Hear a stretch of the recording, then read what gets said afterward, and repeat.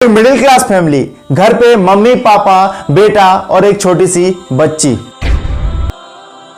कभी भी पापा बाहर घूमने के लिए जाते थे तो उसके बेटे को लेके जाते थे, तो बेटा अगर बोलता था कि पापा पापा मुझे वो चॉकलेट चाहिए, तो उसको वो चॉकलेट दिलाते थे। कभी भी उस पापा वो बेटे को मना नहीं किए, हमेशा उस बेटे का ख्वाहिश पूरा करते हैं।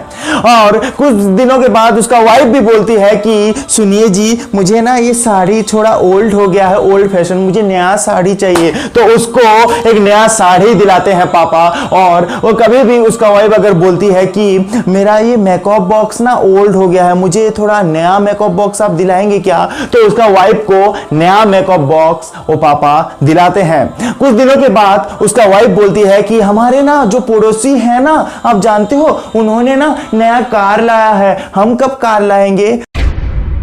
हाँ फिक्र मत करो, हम जल्द से जल्द कार लेके आएंगे। घूमने के लिए जाने के लिए उसके फैमिली को हमेशा हर चीज दिलाने के लिए एक कार खरीदते हैं।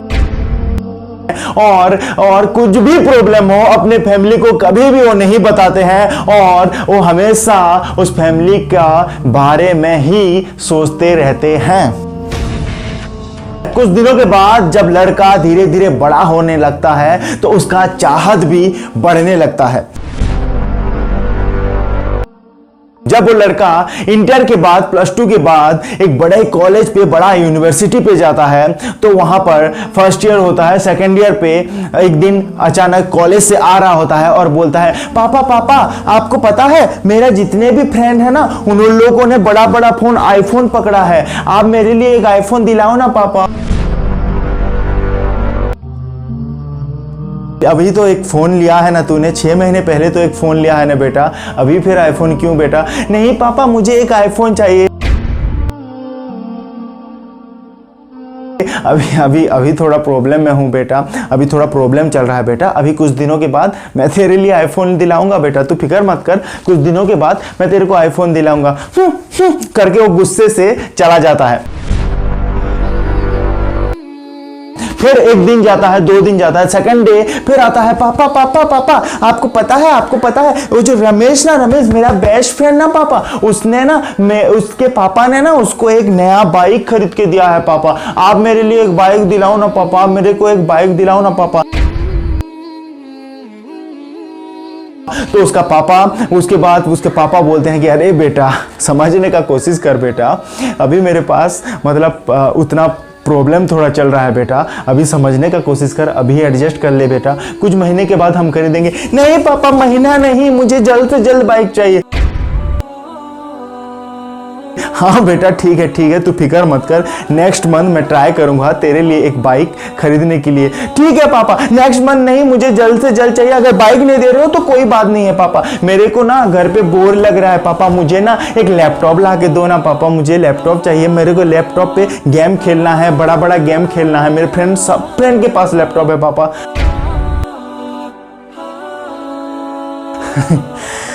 रुक यार, अभी थोड़ा मेरे को प्रॉब्लम चल रहा है यार, तू समझने का कोशिश कर मेरा बेटा, अभी बहुत प्रॉब्लम चल रहा है मुझे, इसीलिए मैं तेरे को कुछ दिला नहीं पा रहा हूँ, बहुत जल्द मैं दिलाऊंगा। कभी मैंने तुझे कुछ भी मना नहीं किया है ना बेटा, बहुत जल्द मैं तुझे दिलाऊंगा, तू समझने का कोशिश कर, मैं बहुत जल्द तुझे दिलाऊंगा,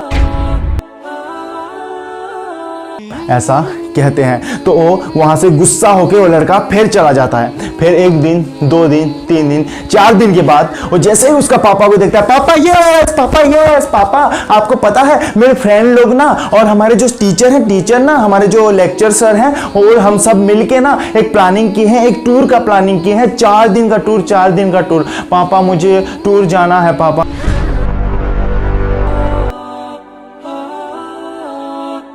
अरे बेटा मैंने तुझे बोला है ना, अभी प्रॉब्लम चल रहा है बेटा, समझने का कोशिश कर बेटा, अभी प्रॉब्लम चल रहा है, अगर तू नहीं समझेगा तो कौन समझेगा बेटा, अभी इस बार तू कैंसिल कर दे बेटा, नेक्स्ट टाइम पक्का मैं तुझे कहीं ना कहीं भेजूंगा, कहीं ना कहीं नेक्स्ट टाइम मैं तुझे लेके जाऊंगा, पक्का बेटा, अभी थोड़ा प्रॉब्लम चल रहा है, मेरा प्रॉब्लम का समझने का कोशिश कर मेरा बच्चा। तो वो गुस्सा हो जाता, ची पापा डैम बोल के वो रूम को जाता है, डोर क्लोज कर देता है।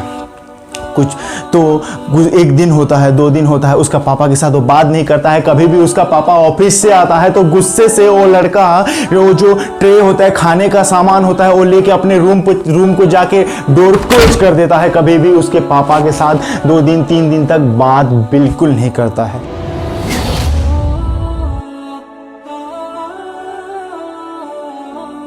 पापा के साथ जब बात नहीं करता है, पापा को बहुत बुरा लग रहा होता है कि मेरा बेटा मेरे से बात नहीं कर रहा है, इसीलिए वो पापा को बहुत बुरा लग रहा होता है। इसीलिए 3 दिन के बाद पापा आते हैं, ऑफिस से आते हैं और बेटा अरे बेटा आजा मेरे बच्चा, तेरे लिए फेवरेट स्वीट लाया हूँ, दोनों खाएंगे, तेरी मम्मी, तू, मैं और तेरी छोटी सी बहन, हम सब मिलके खाएंगे। बेटा आजा, तेरा फेवरेट स्वीट लाया हूँ मेरा बेटा। पापा मुझे आप डिस्टर्ब मत करो, पापा मुझे डिस्टर्ब मत करो प्लीज। आप कभी भी आप मुझे जो अच्छा लगता है वो चीज़ का कुछ भी वैल्यू नहीं है। इस घर पे मेरा वैल्यू नहीं है, मेरा चीज़ का वैल्यू नहीं है, कोई भी मेरा चीज़ मुझे नहीं दिला रहा है, प्लीज डोंट डिस्टर्ब मी पापा। ऐसे बोलने पर वो पापा फिर वहां से आ जाते हैं। 4 घंटे के बाद रात का 1 बजे अचानक से बेटा नो रेस्पॉन्स, कुछ भी रेस्पॉन्स नहीं आता है वहां से। फिर एक बार बेटा कुछ भी रेस्पॉन्स नहीं आता है। फिर एक बार पापा डोंट डिस्टर्ब मी, मैं अपने दोस्तों के साथ बिजी हूं, आप मेरे को डिस्टर्ब मत करो, मैं ऑनलाइन कुछ कर रहा हूं, मैं काम कर रहा हूं, प्लीज डोंट डिस्टर्ब मी। तो पापा रिटर्न आ जाते हैं। नेक्स्ट डे मॉर्निंग जब सनराइज होता है तो उस लड़के का आंख खुलता है, देखता है वहां पर वॉच पर 7:30। हाँ 7:30 हो गया, मेरे पापा अभी तक मुझे नहीं उठाया, मुझे अभी तक नहीं जगाया मेरे पापा ने। पापा डैम बोलता है और चादर को फेंकता है और वो बेड के नीचे उतरता है और बेड के नीचे उतर के दौड़ के जाता है और जब खिड़की खोल के देखता है उसका पापा सोफे पर सोए हुए होते हैं। कभी भी पापा सोफे पर नहीं सोते, लेकिन उस दिन पापा सोफे पर सोए हुए होते हैं। उसका मम्मी नहा रही होती है। नीचे देखता है एक डायरी पड़ा हुआ होता है और उसका पापा ऐसे सोए हैं, मतलब जो सोफा है वहाँ पर सोए हैं। वो सोचता है क्या लिखा है, चलो एक बार देखते हैं डायरी पे बोल के वो जाता है पास में जाकर। जब डायरी खोलकर देखता है वहाँ पर लिखा होता है, अभी कुछ दिनों से मेरा चेस्ट पे बहुत ज़्यादा पेन है, मेरा वाइफ, मेरा बेटा, वो लोग ज़्यादा फिक्र करेंगे, इसलिए मैंने उन लोगों को मेरे चेस्ट पेन के बारे में बिल्कुल नहीं बताया है। मेरे पास ज़्यादा पैसा नहीं होने के कारण, अभी सैलरी ठीक टाइम पे नहीं मिलने के कारण मैं डॉक्टर के पास भी नहीं जा पा रहा हूँ, ना ही मेरा बेटे का कुछ ख्वाहिश पूरा कर पा रहा हूँ। अगर मैं डॉक्टर को पास जाता तो ही कुछ मुझे पता चलता। मेरे बेटे का ख्वाहिश भी मुझे पूरा करना है, वो जो चीज़ मांग रहा है मुझे हर चीज़ उसको दिलाना है, लेकिन अभी मेरा सिचुएशन अभी थोड़ा अच्छा नहीं है, इसीलिए मैं मेरे बेटे को कुछ दिला नहीं पा रहा हूँ। मेरे बेटे को कुछ भी मैं दिला नहीं पा रहा हूँ। अगर आज रात मुझे पता नहीं, आज रात मुझे मेरा चेस्ट पेन हो रहा है, बहुत ज़्यादा, इतना पेन हो रहा है कि मैं बयान ही नहीं कर पा रहा हूँ।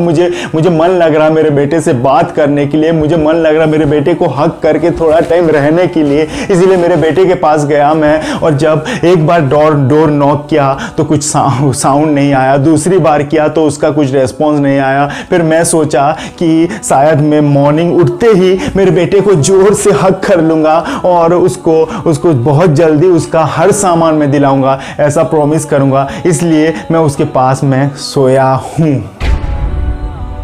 अब ये पढ़ता है वो तो उसका आंखों में आंसू बहने लगता है, कुछ बोल नहीं पाता है, उसका गला सूख जाता है।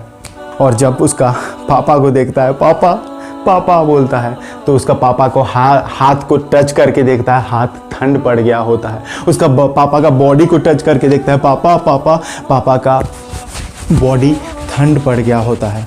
जब उसका हाथ लेके पापा के नाक के पास रखता है तो सांस बंद हो गया होता है। पापा उठो, पापा क्या हुआ आपको? पापा उठो, पापा मुझे कुछ नहीं चाहिए, पापा मुझे कुछ नहीं चाहिए, ना मुझे वो मोबाइल फ़ोन चाहिए पापा, ना मुझे वो लैपटॉप चाहिए, ना मुझे बाइक चाहिए पापा, मुझे कुछ नहीं चाहिए, मुझे आप चाहिए पापा उठो, पापा उठो, पापा उठो। उसका आवाज़ सुन के मम्मी नहा रही होती है, दौड़ के आती है। अरे क्या हुआ? सुनो जी सुनो, आपका बेटा बुला रहा है ना, इतना दिन आपका बेटा बात नहीं कर रहा, आज बात कर रहा है आपका बेटा। आप बात करो आपके बेटे से बात करो। तो नो रेस्पॉन्स, क्योंकि उसका पापा का डेथ हो जाता है। पापा क्या वापस आएंगे? ना, चांस नहीं है। पापा क्या वापस आएंगे? चांस ही नहीं है। कुछ दिनों के बाद उसका मम्मी का जो चूड़ी होता है, जो कलरफुल चूड़ी पहन रही होती है, उसको तोड़ दिया जाता है। मम्मी का जो वो कलरफुल साड़ी पहनती है, वो साड़ी को निकाल कर व्हाइट कलर का साड़ी उसको दिया जाता है। मांग पर जो सिंदूर होता है उसको निकाल दिया जाता है। रात भर रोती है, वो मरना चाहती है लेकिन मर नहीं पाती, क्योंकि घर का पूरा रिस्पॉन्सिबिलिटी उसके ऊपर आ जाता है। उसको बेटे को बड़ा बनाना है, उसका बेटी का शादी करवाना है, इसीलिए उसको जिंदा रहना पड़ता है। पैसा का बहुत प्रॉब्लम होता है, इसीलिए घर पे जो उसका हस्बैंड का बाइक होता है, उसको बाइक को बेचना पड़ता है ताकि कुछ पैसा आ सके और हमारे बेटे को अच्छे से एजुकेशन में दे सकूं, इसीलिए वो बाइक को बेचती है। और जो एक कार भी उन लोगों के पास होता है, फैमिली का कार, वो कार मेंटेन नहीं कर सकती, ना ही वो कार का कुछ कर सकती है, इसलिए कार को भी बेचती है ताकि उसके बेटे को और बेटी को बड़ा बना सके, उनको अच्छे से एजुकेशन दे सके, इसीलिए उसको कार भी बेचना पड़ता है। कुछ दिनों के बाद उसके पास एजुकेशन कम होने के कारण उसको जॉब करना पड़ता है। पैसे का इतना जरूरत पड़ता है कि उसको जॉब करना पड़ता है। पास में एक प्राइवेट स्कूल होता है, पास में जो प्राइवेट स्कूल होता है, प्राइवेट स्कूल को पढ़ाने के लिए जाती है और जितना भी पैसा आता है उसके बेटे को और बेटी को पढ़ाती है ताकि वो लोग बड़े बन सकें, वो लोग लाइफ पे कुछ कर सकें। मैं स्टूडेंट लोगों को बोलना चाहूंगा, मम्मी पापा का जो जगह है उस चीज को हमको समझना चाहिए। मम्मी पापा का बारे में हम लोगों को समझना चाहिए, क्योंकि उन लोगों का भी एक स्टेटस है, उन लोगों का भी एक प्लानिंग है, उन लोगों का भी एक थिंकिंग है, उन लोगों का भी कुछ ख्वाहिश है कि हम लोगों हमारे लिए कुछ करें। सब कुछ बच्चों के लिए वो लोग सब कुछ दान कर देते हैं, सब कुछ निछावर कर कि मम्मी पापा का स्थान कोई नहीं ले सकता, कोई भी मम्मी पापा का जगह नहीं बना सकता। मम्मी पापा जो अपने बच्चे के लिए करते हैं कि बच्चों को भी उसी हिसाब से मम्मी पापा के बारे में सोचना चाहिए, क्योंकि मम्मी पापा का भी एक प्लानिंग है, मम्मी पापा का भी एक स्ट्रेटजी है, मम्मी पापा का भी एक कुछ प्लानिंग लाइफ में रहता है। इसीलिए हमको भी उन लोगों का प्रॉब्लम समझना चाहिए। अगर वो लोग हमारा प्रॉब्लम समझ रहे हैं तो हमको भी उन लोगों का प्रॉब्लम समझना चाहिए। और पेरेंट्स को मैं बोलना चाहूँगा, लाइफ में डेथ यूनिवर्सल ट्रूथ है, उसको कोई भी चेंज नहीं कर सकता। अरे भगवान कृष्ण ने चेंज नहीं कर पाया और हम तो सारा इंसान है, हम कैसे डेथ को चेंज कर सकते हैं? कोई भी डेथ को चेंज नहीं कर सकता। लेकिन यहाँ पर क्या कर सकते हैं हम एक ऐसा चीज कर सकते हैं, एक ऐसा फाइनेंशियल प्लानिंग कर सकते हैं जिससे कि आपकी फैमिली को कुछ भी प्रॉब्लम नहीं होगा। अगर आप एक बात सोच के देखो, अगर उस घर पे अगर एक अच्छा अमाउंट ऑफ मनी उस औरत के पास या उस मम्मी के पास होता तो क्या वो प्राइवेट स्कूल में जॉब करने के लिए जाती? कभी नहीं। अगर उसके पास एक अच्छा अमाउंट ऑफ मनी होता, क्या वो अपना कार जो प्यार से वो लोग कार खरीदे थे उसको बेचती? कभी नहीं। क्या वो जो बाइक खरीदे थे वो बाइक को बेचती? कभी नहीं। नो चांस ही नहीं है वो बाइक बेचती, चांस ही नहीं है अगर उसके पास एक अच्छा अमाउंट ऑफ मनी होता। इसीलिए इंश्योरेंस प्रो करना बहुत जरूरी है। आपको जानकर हैरानी होगा, मेरे ओडिशा पर बहुत सारे इंश्योरेंस कंसल्टेंट हैं जिन लोगों को नॉलेज ना होने के कारण इंश्योरेंस तो करवाते हैं लेकिन इंश्योरेंस क्लेम नहीं मिलता। ओडिशा पर 40 to 30% इंश्योरेंस रिजेक्ट हो जाता है, क्योंकि इंश्योरेंस कंसल्टेंट जो लोग हैं वो लोग प्रॉपर वे पे मेंशन नहीं किए होते हैं, प्रॉपर वे पे इंश्योरेंस का प्रिंसिपल को फॉलो नहीं किए होते हैं। इसीलिए मुझे गुस्सा आता है। बहुत सारे वीडियो आते हैं साहब मेरे पास, बहुत सारे वीडियो आते हैं, बहुत सारे वीडियो होते हैं मेरे पास, रो के बोलते हैं कि साहब हमको क्लेम दिला दो। बहुत सारे वीडियो का भाई बहन बोलते हैं कि साहब मेरी दीदी को क्लेम दिला दो, लेकिन मैं क्लेम कुछ लोगों को तो मिलता है लेकिन कुछ लोगों को मिल नहीं पाता है, कुछ लोगों का रिजेक्ट हो जाता है। यहां पर मैं भी कुछ नहीं कर पाता हूं, क्योंकि उन जो इंश्योरेंस कंसल्टेंट हैं, जो लोग मार्केट पे आ रहे हैं, उन लोगों को इंश्योरेंस का आई भी नहीं पता, और वो लोग इस फील्ड पे एंट्री कर चुके हैं और वो लोग अपने फायदे के लिए लोगों का लॉस करवा देते हैं, क्योंकि उन लोगों को प्रॉपर वे पे इंश्योरेंस का प्रिंसिपल नहीं पता है और इंश्योरेंस को फॉलो करना नहीं पता है। आपको जानकर हैरानी होगा साहब, इंश्योरेंस बेचना बहुत इजी है, इंश्योरेंस खरीदना भी बहुत इजी है, लेकिन इंश्योरेंस को समझना बहुत मुश्किल है साहब, बहुत मुश्किल। बहुत सारी कॉर्पोरेट कंपनी पर ट्रेनिंग लेकर आज बहुत सारे कॉर्पोरेट कंपनी को ट्रेनिंग देकर आज बहुत सारे लोगों का एक huge amount of customer all over India पर बनाकर आज भी मैं फाइनेंशियल प्लानिंग के बारे में पढ़ रहा हूं, मैं सीख रहा हूं, और आप लोग सोचते हो कि हमारा इंश्योरेंस तो परफेक्ट तरीके से है। इसके बारे में आपको सोचना चाहिए, कहीं आप उस 40% में से तो नहीं है जिन लोगों का इंश्योरेंस रिजेक्ट हो जाता है? Question mark. आप हो सकते हैं, किसको पता है। या आपको कहीं पर भी आप करवाओ इंश्योरेंस, या इंश्योरेंस प्रो करवाओ, या फाइनेंशियल प्लानिंग आप करवाओ, वहां पर आप इस तरह से आपका फाइनेंशियल प्लानिंग करवाओ ताकि आपको फ्यूचर में एक अच्छा अमाउंट आपकी फैमिली को या और आपको मिल सके। लेकिन आपको वहां पर जानना बहुत जरूरी है कि वो उस फील्ड में एक्सपर्ट है या नहीं है। अगर आप एक एक्सपर्ट के साथ जुड़ना चाहते हो और फ्यूचर में एक तरह से अपना फ्यूचर फाइनेंशियल प्लानिंग करना चाहते हो कि आपको फाइनेंशियली प्रॉब्लम कभी भी ना हो, तो आप मेरे को कॉल कर सकते हैं। मैं आपको लिख के गारंटी के साथ मैं लिख के आपको दे सकता हूं कि आपको फ्यूचर में, आपको या आपकी फैमिली को फ्यूचर में फाइनेंशियली कुछ भी प्रॉब्लम नहीं होगा। अगर आप उड़ीसा का कहीं पे भी हो, बरगढ़, संबलपुर, झारसुगुड़ा, बलांगीर, कटक, भुवनेश्वर, कहीं पे भी हो, और आप इंश्योरेंस या इन्वेस्टमेंट करना चाहते हो, अपना फ्यूचर फाइनेंशियल प्लानिंग करना चाहते हो, तो आप मेरे को कॉल कर सकते हो, आप मेरे को कांटेक्ट कर सकते हो, आप एक एक्सपर्ट के साथ जुड़ सकते हो। बस आपको इस नंबर पे कॉल करना है, 9937375505 नंबर पे आपको कॉल करना है और आपको मेरे साथ जुड़ना है। आपकी फैमिली का जिम्मेदारी आपके ऊपर है, कोई है आपके साथ हमेशा। धन्यवाद। आज मेरे सपनों का घर साकार करने में मुझे बहुत फायदेमंद साबित हुआ। मेरी टैक्स सेविंग बहुत बेकार हो रही थी, मैं जिससे बहुत दुखी था, और आपकी एडवाइस की वजह से मेरी टैक्स सेविंग बहुत ही अच्छी हो रही है। वो हमेशा दूसरों के बारे में सोचता है, अपने बारे में नहीं सोचता, इसलिए मैं उसे जोड़ा हूँ। शहर से मिला और उनके फाइनेंशियल आइडिया प्लान की वजह से आज मैं अपनी सेविंग के पैसे को बढ़ा रहा हूँ।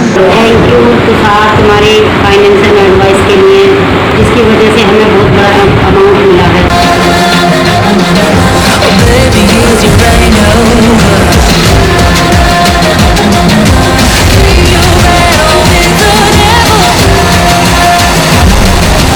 Baby, is the game over?